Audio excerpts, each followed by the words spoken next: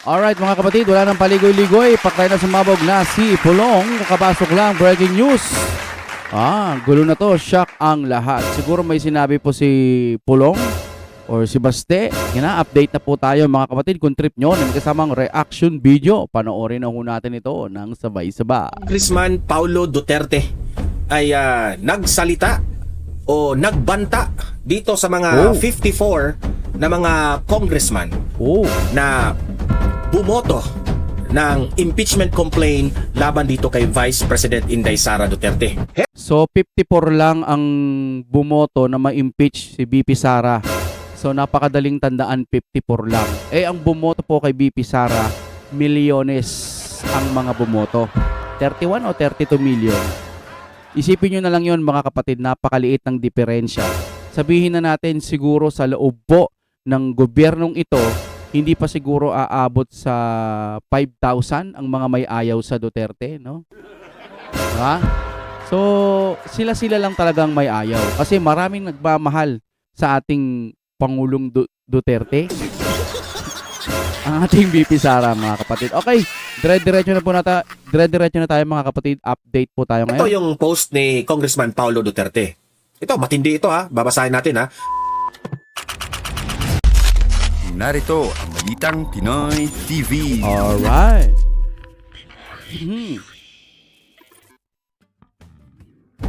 Okay. Pag-usapan na natin itong si Congressman Paulo Duterte ay nagsalita o nagbanta dito sa mga 54 na mga congressman na bumoto ng impeachment complaint laban dito kay Vice President Inday Sara Duterte. Siguro isa na dyan si pasok pa ba si Tabingi tsaka si De Lima? Nandiyan dyan pa sa loob, no?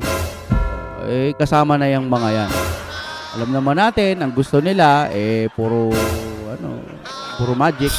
At itong kanyang statement ni Congressman Paulo, pinost niya sa kanyang Facebook. At nabasa ko, sobrang grabe po ang kanyang pinost. At babasahin ko dito ngayon sa ating vlog at ipaliwanag natin ng bahagya. Okay? Kasi po, etong mga 54 na mga kongresista na sumuporta dito sa impeachment complaint laban kay BP Sara, delikado ang inyong mga political career. Tatandaan niya. Kasi, ang taong bayan ay nag-observe lamang sa mga ginagawa ninyo. Okay? Anong ibig kong sabihin? Wala man kami, yung mga constituents, nag-o-observe lang yan, walang bias man ang taong bayan kung ano ang nakikita nila, susundin nila ang kanilang puso. Diba? Kaya itong babasahin ko patungkol dito sa impeachment ni VP Sara, tama itong sinabi ni Congressman Paulo Duterte. At pinuri pa nga niya itong si Congressman Suntay na nag-iisa na lang na siya ang, sabi na, bihira ang tao na kagaya nitong si Congressman Suntay. Matapang at hindi natatakot. Kasi siya lang ang... Alam mo si Suntay, ang gaganda ng mga pinupunto niya Kaso ang problema, pag yung mga taga-kabila ayaw dun sa mga tama, ayaw sa Duterte, sarado ang utak niyan kahit anong paliwanag mo. Sa akin nga may nag-comment bakit di na lang daw makipagtulungan si BP Sara kay Bongbong Marcos? Aba, gago ka ba? Hindi mo alam? Hindi mo alam na ang presidente natin weak leader? Tulungan para maging malakas. Sa tingin nyo yun ang solusyon?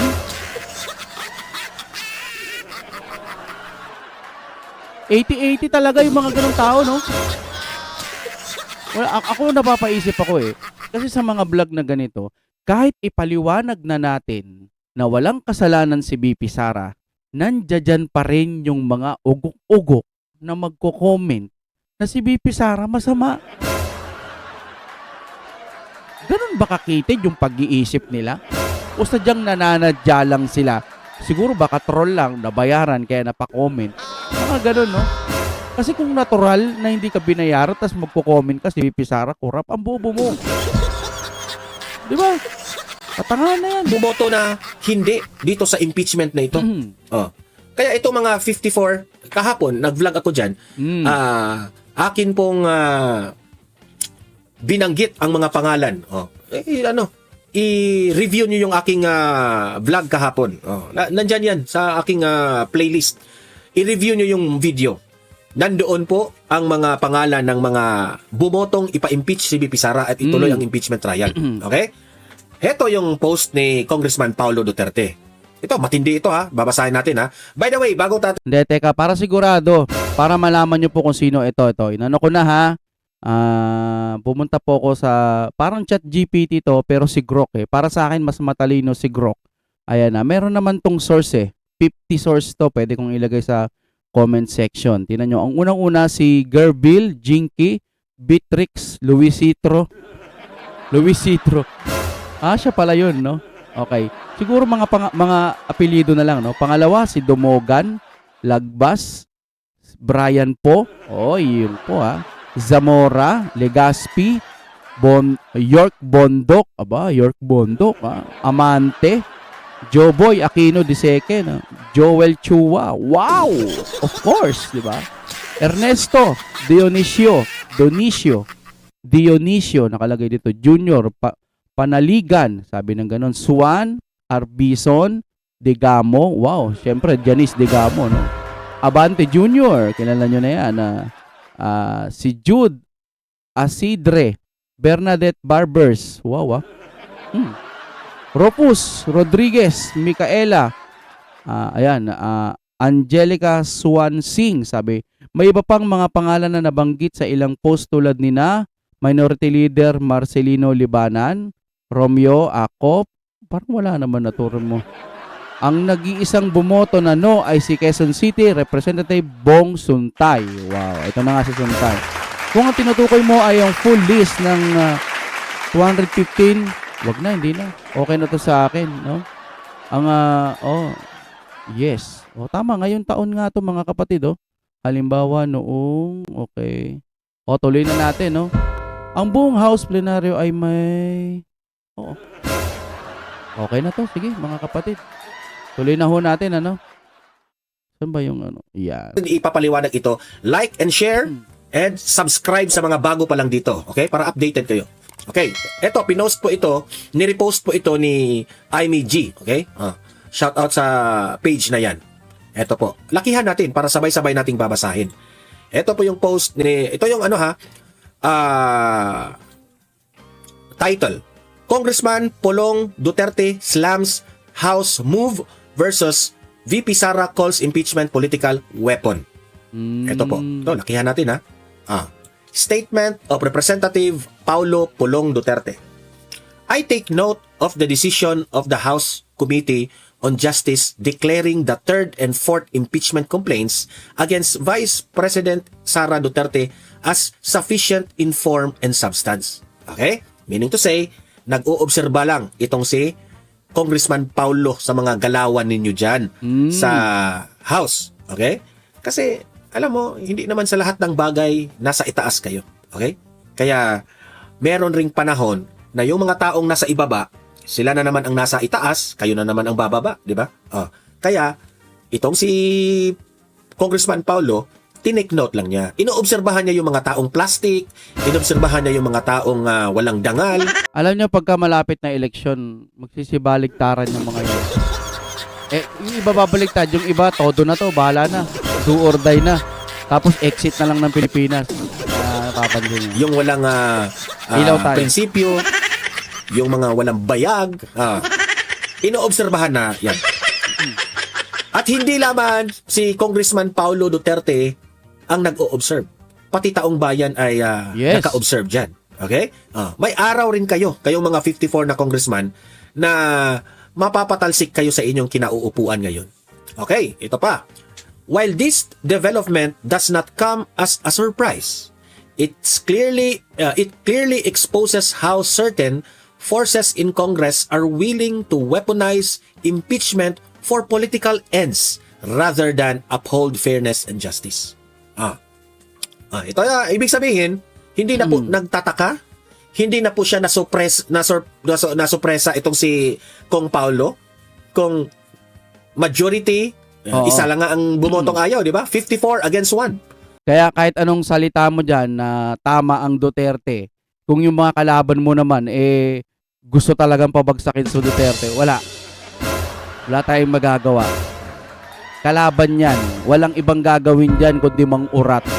No? Basta tayo Duterte pa rin. Kahit ikaw na ang pinakatamang paliwanag doon sa nangyayaring hearing na yon, wala babaligtad pa rin.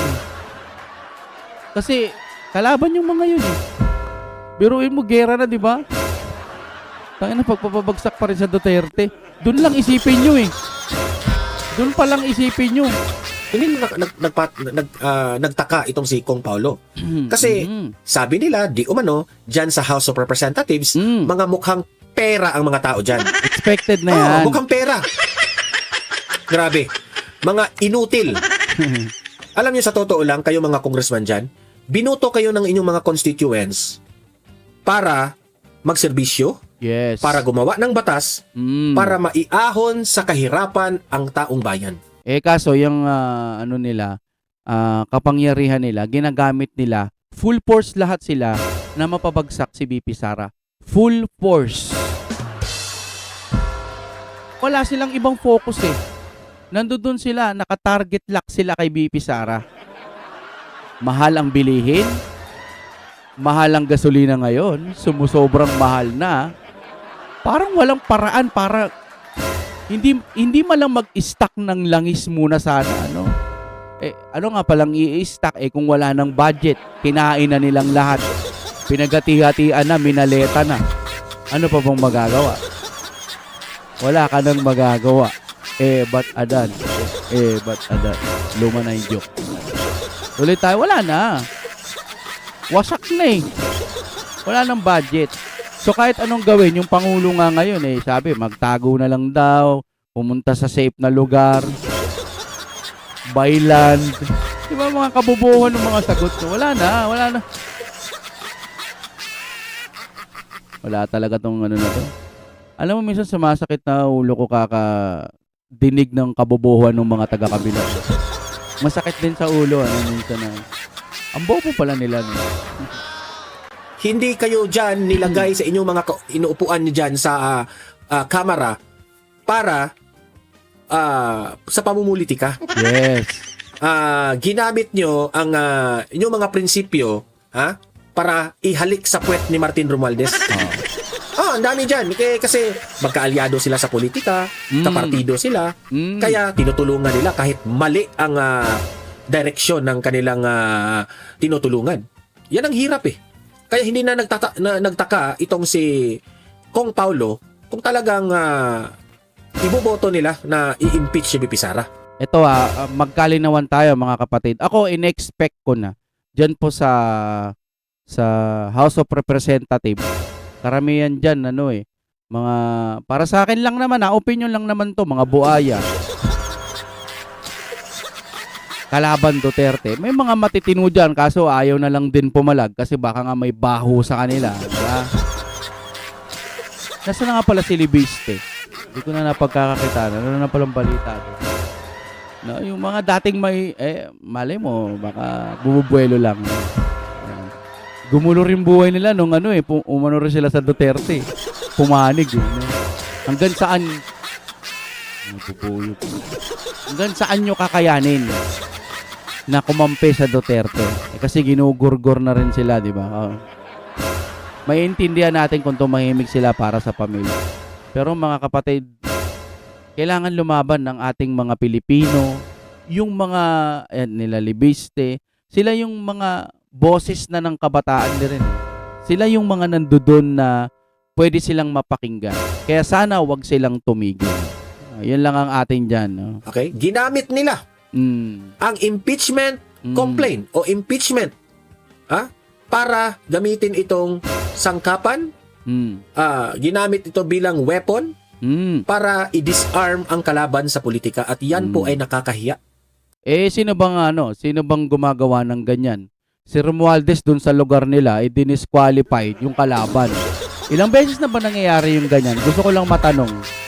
Kaya gusto niyang gawin din po sa darating na election siguro. gusto niyang tumakbo para naman mabawi lahat. Baka ganun, di ba? Kaya kailangan ma-disqualified si VP Sara. Katangahan yon kasi marami pang Duterte, hindi lang isa. At may mga kaalyado pa. Kaya napakasiraulan mo kung buong attention mo, paggising mo sa umaga, tanghali, gabi, ang iniisip mo lagi puro Duterte, paano pababagsakin. Matatapos na lamang yung 2027, 2 taon na lang, no, manginginig-ginig na kayo sa bagay. Ang susunod, sa tingin ko, hula ko lang to, vision ko lang to. Ang susunod po na tatrabahuhin nila, sa tingin ko yung COMELEC. Gagamit sila ng pinakamagagaling na mga hacker o kahit basta yung mga pinakamagagaling na IT para lang po madaya. Pero siguro naman marami ding mga magagaling na IT na matitino ang pag-iisip na mag-aantay hacker po sila. Sana dumating yung mga ganun. Wala lang tayong magagawa ngayon kasi wala yung mga nakaupo. Mga bobo-bobo yung mga diskarte nila ngayon. Matatawa ka na lang. Wala. Ito ang Pilipinas natin ngayon. Tiisin na lang muna natin.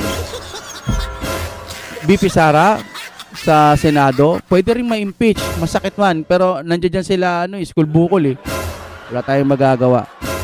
Magdasal na lang po bago matulog. Kasi may chance itong Pilipinas. May chance na makapagbago.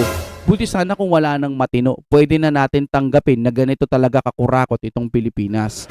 Kaso may matino pa eh. Nandiyan pa ang mga Duterte, may matino pa. Ngayon, kung ayaw mo sa Duterte, bahala ka sa buhay mo.